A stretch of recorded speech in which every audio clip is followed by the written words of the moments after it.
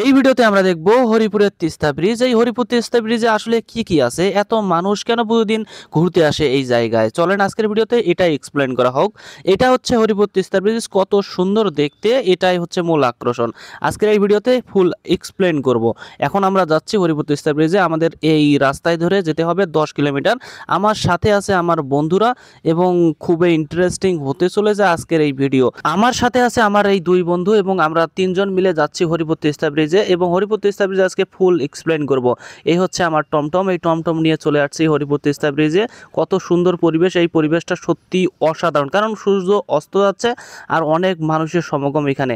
ঈদের দিন তো আপনাদের সঙ্গে এক্সপ্লেন করা হয়নি, ঈদের দিন সর্বোচ্চ মানুষ ছিল এই জায়গায়। এত সুন্দর একটা পরিবেশ এই জায়গাটা। উত্তর অঞ্চলে নদী বেষ্টিত দুই জেলা গাইবান্ধা ও কুড়িগ্রাম, নদীর এপারের গাইবান্ধা সুন্দরগঞ্জ উপজেলা, ওপারের কুড়িগ্রামের চিলমারি। দুই জেলার যোগাযোগের মাধ্যম হচ্ছে এই নদী। এই নদীর পেরিয়ে যেতে হয় কুড়িগ্রাম জেলায়। এই ব্রিজটি 1.49 কিলোমিটার দৈর্ঘ্যের স্বপ্নের তিস্তা সেতু। বিকেল হলেই দূর দূরান্ত থেকে মানুষ এখানে ছুটে আসে এই পরিবেশটা উপভোগ করার জন্য।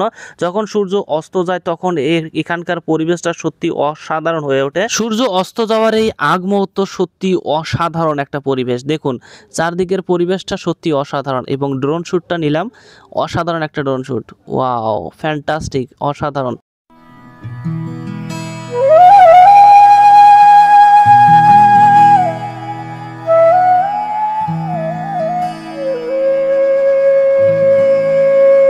রণবীর সিং তার এক মুভিতে বলেছিল আমি এই দুনিয়ার কোনা কোনা দেখতে চাই।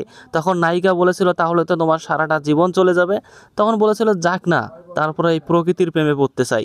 দেখুন না কত সুন্দর এই ভিডিওটা দেখলেই বোঝা যায়, এবং পরিবেশটা দেখলেই বোঝা যায় কেন বলেছিল।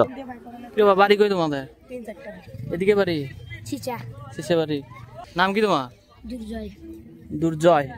তোমরা ঘুরতে আসছো গাড়ি নিয়ে? সাইকেল নিয়ে? সিসে থেকে সাইকেল নিয়ে আসছো?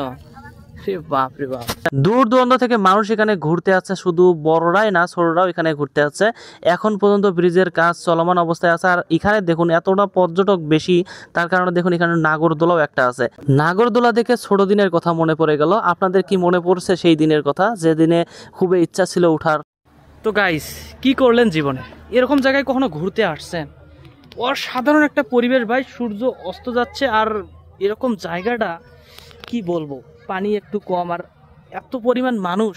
তো আপনাদের এটার জন্য অবশ্যই সাবস্ক্রাইব করা দরকার, কারণ এত একটা সুন্দর জায়গায় আসছে, আপনাদের সঙ্গে শেয়ার করলাম। সাবস্ক্রাইব করো।